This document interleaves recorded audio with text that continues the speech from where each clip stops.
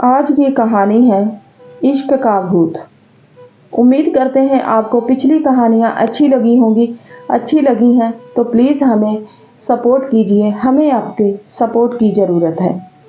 जब इश्क का भूत सिर चढ़कर बोलता है तब दुनिया में कुछ नज़र नहीं आता, ना मान प्रतिष्ठा की परवाह, ना कैरियर की चिंता। शेफाली भी ऐसी ही सिरफिरी लड़की थी। उसे जब जीत नजर आया तो वह उस पर जी जान से फिदा हो गई। बेशक जीत को भी उसका साथ अच्छा लगा, लेकिन जीत को पहले अपनी बहन सुमन के विवाह की चिंता थी। शेफाली रईस बाप की औलाद थी, जिसने ना गरीबी देखी थी और ना ही भूख। वह अपने मन की करना जानती थी। वह गर्ल हॉस्टल में रहती व मौज मस्ती करती। उसके पिता की पेपर मिल थी। वे एक जाने माने उद्योगपति थे। सो शेफाली के पास एक से बढ़कर एक ड्रेसेस का अंबार लगा रहता था।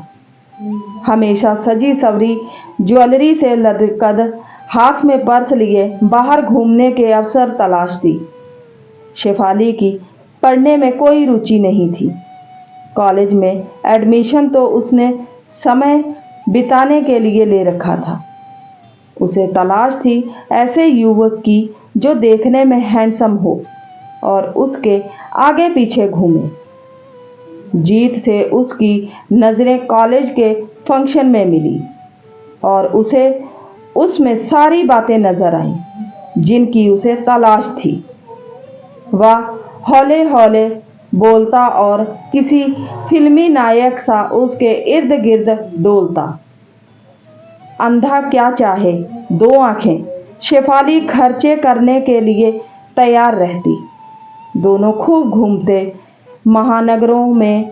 वैसे भी कौन किसे जानता है या कौन किसकी परवाह करता है। पोश इलाके के हॉस्टल में रह रही शेफाली के पास जीत बाइक लेकर आता।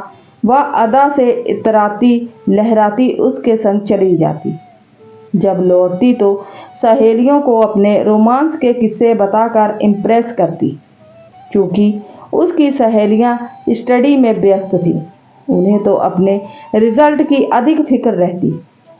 वे उसकी कहानी सुनने में कोई दिलचस्पी नहीं लेती थी। इधर जीत भी पढ़ाई में पिछड़ता चला गया।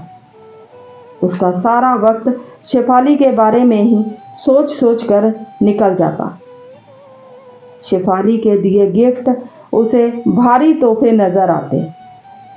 वह उसे कभी टी शर्ट देती, कभी ब्रेसलेट तो कभी गोगल्स। वह खुद को हीरो से कम नहीं समझता। वह यही समझता कि शेफाली उससे विवाह करेगी और वह एक उद्योगपति का दामाद बनकर मालामाल हो जाएगा। इधर शेफाली जीत संग आउटिंग पर थी। उधर उसके पापा अशोक ने प्राइवेट डिटेक्टिव से सारी जानकारी इकट्ठी करवा ली थी कि वह कहाँ जाती है, क्या करती है। शेफाली के पापा अशोक जी ने जमाना देखा था। वे पल भर में सारा माजरा समझ गए थे। उन्हें समझ आ गया कि उनकी लाडली महज दिल बहलावा कर रही है।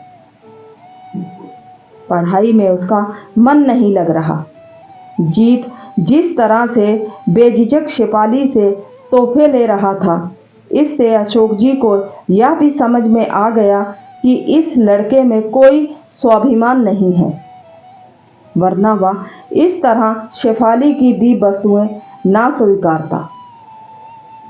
जीत का फंडा समझने में अशोक जी को ज़्यादा समय नहीं लगा, क्योंकि वे तो खुद व्यवसायी थे और जीत के प्रोफेशनल प्रेम को पहचान गए थे। शेफाली के लिए उन्होंने विदेश से पढ़ाई करके लौटा MBA लड़का विजय तलाश लिया था। शेफाली ने जब विजय को देखा तो देखती ही रह गई। वह स्टाइलिश और अमेरिकन अंग्रेजी बोल रहा था। उसे जीत को भुला देने में 1 मिनट भी नहीं लगा। जीत देखता रह गया और शेफाली विजय के साथ शादी कर हनीमून मनाने स्विट्जरलैंड चली गई। इश्क का भूत तो धन की चमक के आगे एक पल भी नहीं ठहर पाया। वे आज के युवा ही क्या जो इश्क के लिए जिंदगी बर्बाद करें। अलबत्ता जीत को संभलने में 1 साल लगा, पर जबकि वह दिल से नहीं मतलब की खातिर शेफाली से जुड़ा था। अब उसके सामने अपनी युवा बहन की जिम्मेदारी थी। वह नहीं चाहता था कि कोई उसके चाल चलन का हवाला देकर उसकी बहन के रिश्ते को मना करे। जीत की मां को यही तसल्ली थी कि उसका बेटा एक बेवफा के प्यार में ज्यादा नहीं भटका। उम्मीद करते हैं आज की कहानी आपको अच्छी लगी होगी। अच्छी लगी है तो सपोर्ट कीजिए। मिलते हैं किसी नई कहानी के साथ।